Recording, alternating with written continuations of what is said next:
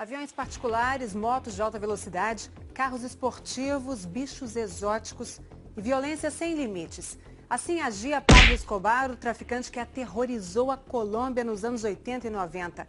Essa vida louca é contada em detalhes pelo filho dele, Juan Pablo, que hoje mora na Argentina e que escreveu um livro sobre a intimidade do pai. Em Medellín, na Colômbia, os repórteres Álvaro Pereira Júnior e Marcelo Benincasa refizeram a trajetória de Escobar, do bairro onde ele começou no crime até o cemitério onde está enterrado. E quando tentaram falar com o irmão dele, Roberto, receberam até ameaças de morte. Com ele não tinha miséria e não tinha limite. Na fazenda da família construiu um zoológico particular. Com menos de 30 anos, já tinha faturado mais de 100 milhões de dólares. Se alguém o enfrentava, ele mandava assassinar, mesmo que precisasse derrubar um avião. Só aceitou se entregar à polícia depois de construir a própria cadeia. Ele é Pablo Escobar, o traficante sanguinário que aterrorizou a Colômbia.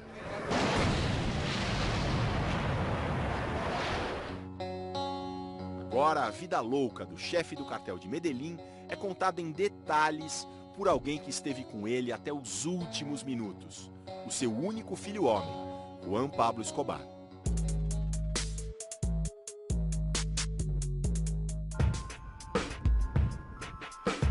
O Juan Pablo, filho do Pablo Escobar, não quis que a gente fosse até a casa dele. Ele prefere não divulgar o endereço. Por isso, preferiu marcar com a gente neste parque, o Parque Rosedal, um dos principais de Buenos Aires.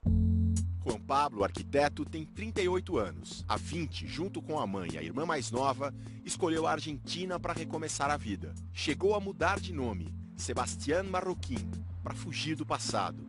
Mas é difícil. Antes mesmo de a entrevista começar em Buenos Aires, ele já é reconhecido por uma turista colombiana.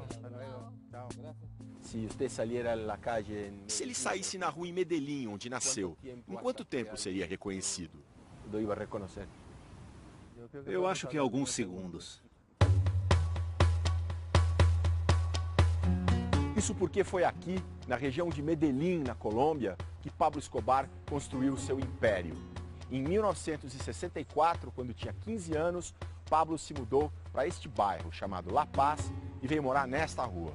Foi aqui que ele começou no crime. Em poucos anos já era um multimilionário. Em 1977, quando o filho dele nasceu, Pablo Escobar tinha 27 anos e já era o patrão da cocaína na Colômbia. Essa trajetória de violência e excessos está no livro de Juan Pablo. A principal testemunha dessas histórias é o meu próprio pai. No último ano da vida dele, nós ficamos juntos e escondidos. 24 horas sem ter o que fazer a não ser conversar. Eu era só uma criança, mas eu guardei muitas lembranças.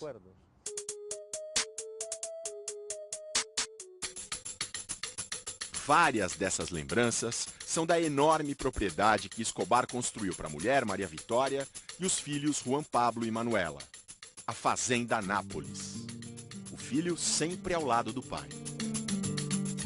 Era como ter um zoológico no quintal de casa. Rinocerontes, elefantes, camelos. Quando esse parque foi criado, ele tinha muitas coisas ligadas à memória do Pablo Escobar espalhadas por aqui. Mas hoje isso mudou completamente. Eles querem limpar o parque das lembranças do narcotráfico. Mas tem certas coisas que não dá para apagar. Por exemplo, os hipopótamos, que sobreviveram e se reproduziram. Eles estão aqui até hoje. Eles são uma das atrações do parque temático que hoje existe aqui. A mansão da família foi demolida recentemente, mas as estradas ainda existem. Nelas, pai e filho testavam seus brinquedos favoritos. Aos 11 anos, Juan Pablo tinha mais de 30 motos. Meu pai foi um homem muito rico, que perdeu todo o controle da fortuna. Quando não ficava na fazenda, a família viajava muito. Em abril de 82, Pablo Escobar trouxe mais de 20 parentes para o Rio de Janeiro. 4 meses depois ele voltou, mas só com os amigos. Nessa segunda vez eu não fui, perdi a festa, eu era muito pequeno. Não levaram as mulheres? Não levaram as mulheres. Além das próprias memórias, Juan Pablo usou no livro depoimentos de ex-comparsas do pai. Você esteve frente a frente com essas pessoas? Sim, eu e o editor do livro. Nós até falamos com os mortos. Como assim mortos? Com alguns que constam como mortos, mas não estão. Existe um ou outro morto-vivo por aí. É que eu nasci nesse mundo do crime. As minhas babás eram os piores bandidos da Colômbia. À medida que ia crescendo, Juan Pablo começava a entender que seu pai, tão generoso com a família dentro de casa, era, da porta para fora, um traficante extremamente violento.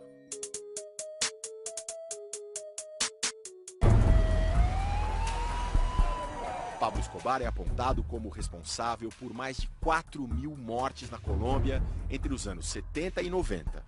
Eu lembro do dia em que meu pai me disse: filho, minha profissão é ser bandido. Foi o tráfico de cocaína para os Estados Unidos que fez dele um milionário. Naquela época, o controle de fronteiras era frágil. Não havia nem raios-x nos aeroportos. E quanto mais ele enriquecia, mais inimigos ganhava. A disputa de quadrilhas espalhou uma onda de terror pela Colômbia. Não é que meu pai tivesse prazer com a violência, só que ele era muito vingativo. Se fizesse uma coisa contra ele, ele fazia 10 piores. Na visão de Juan Pablo, foi nesse lugar aqui, nesse prédio hoje abandonado, que a guerra do narcotráfico perdeu completamente qualquer limite. No dia 13 de janeiro de 1988, explodiu aqui, na porta do edifício Mônaco, um carro-bomba, com nada menos que 700 quilos de dinamite. Quem botou o carro foi o cartel de Cali, concorrente de Pablo Escobar no tráfico. E quem vivia aqui era a família de Escobar. Eles colocaram a bomba para me matar. Mataram a minha irmã e a minha mãe. Quando Pablo Escobar viu o estrago, jurou se vingar. O que veio foi uma vingança terrível, que não se justificou. Eu, que fui uma das vítimas, deveria estar cheio de ódio e rancor. Mas eu era quem mais pedia para o meu pai para que ele fizesse as pazes com os inimigos. Não adiantou. Escobar ia com tudo para cima dos rivais. E de políticos também. Principalmente os que defendiam a extradição para os Estados Unidos de criminosos como ele.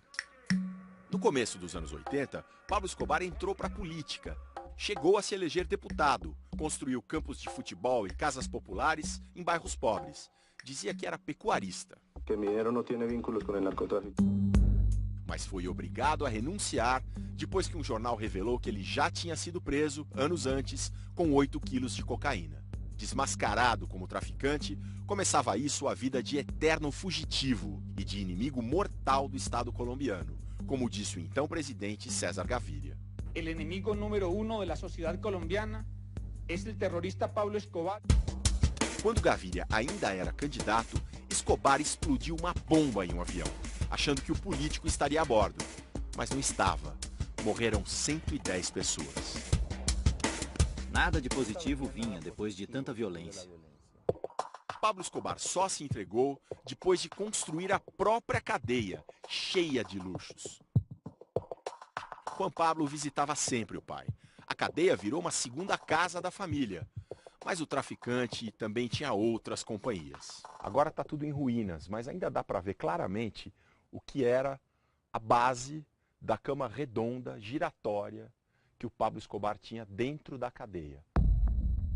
Quando as autoridades descobriram o parque de diversões que a cadeia tinha virado, decidiram transferir Escobar, mas ele fugiu antes. Em 19 de fevereiro de 93, a família também decidiu escapar. Só o pai, que ainda estava escondido, ficaria na Colômbia.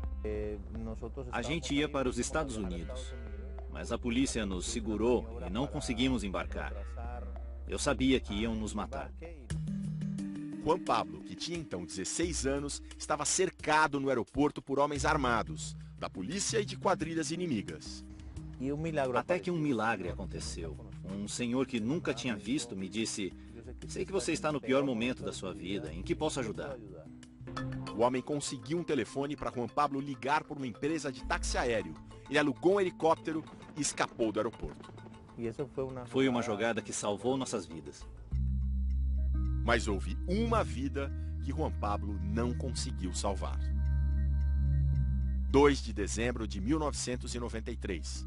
Um dia depois de completar 44 anos, Pablo Escobar foi morto em um telhado com 3 tiros. Minutos antes, tinha falado com o filho por telefone, o que não costumava fazer. Nesse dia, ele quebrou a sua principal regra de segurança. Ele dizia, o telefone é a morte. Ele escolheu morrer pela família. Deu a vida por nós. Não foram os agentes que encontraram meu pai. Ele que se deixou encontrar.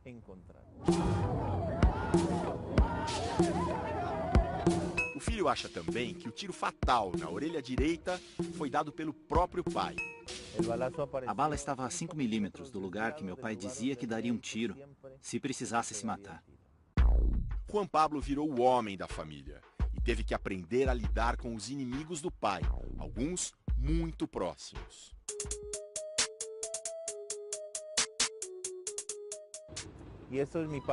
O meu pai me contava que seu irmão mais velho, Roberto, o traía. Juan Pablo acusa a família paterna de delatar Escobar e de roubar parte da fortuna. Em Medellín, nós fomos até a casa de Roberto Escobar, num bairro de classe alta. Tocamos a campainha, mas ninguém aparece. Até que de repente Roberto sai pelo portão ao lado de um segurança. Roberto é este homem de camisa rosa. Nervoso, ele nos põe pra fora, nos ameaça de morte e diz que cobra $5.000 para dar entrevista. Porque es que la historia no la podemos entregar gratis. Y ustedes tienen que respetar, les digo. Ya les llamé a la policía. Ya estamos saliendo. Vale. E ainda faz uma ameaça. Si ese documental sale algo de acá, de este sitio, los demás... Eles puderam continuar vivendo na Colômbia porque entregaram meu pai.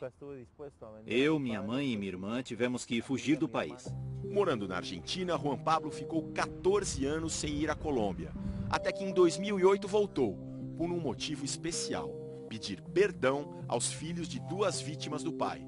O então ministro da Justiça, Rodrigo Lara Bonilla, morto em 84, e o então candidato à presidência, Luiz Carlos Galán, assassinado em 89.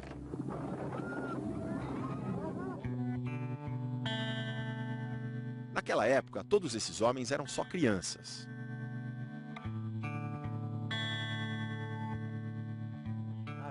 Foi o pior momento que eu vivi.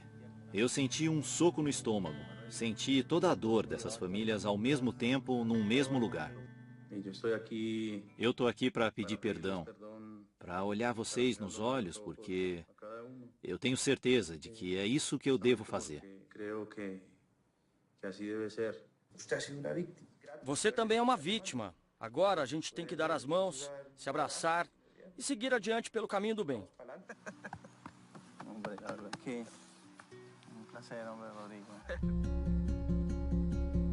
Pablo Escobar está enterrado aqui, nesse cemitério imenso de Monte Sacro, em Medellín. Mas para ele foi reservado esse cantinho aqui, escondido, quase na rua. Agora, isso não impede que o túmulo receba muitas visitas. Ele é uma lenda do nosso país, da nossa cidade. Ele ajudou muitas pessoas. Claro, ele fez muito mal, mas também fez coisas muito boas. Pablo Escobar teve muitas facetas. Por um lado, ele espalhava o terror, por outro, era visto como um benfeitor. Mas as suas ações sociais não eram amplas e relevantes. Escobar foi uma figura muito negativa. Ele desencadeou uma espiral de violência sem limites. Hoje, 21 anos depois da morte de Pablo Escobar, Medellín é uma cidade muito diferente da que Juan Pablo conheceu. Com 2 milhões de habitantes, moderna e uma queda radical na criminalidade, quer deixar para trás os anos de terror. Juan Pablo também. Me enche de esperança saber que todos nós buscamos a paz, porque ninguém é feliz promovendo a violência. Disfruta haciendo la violencia en ningún sentido.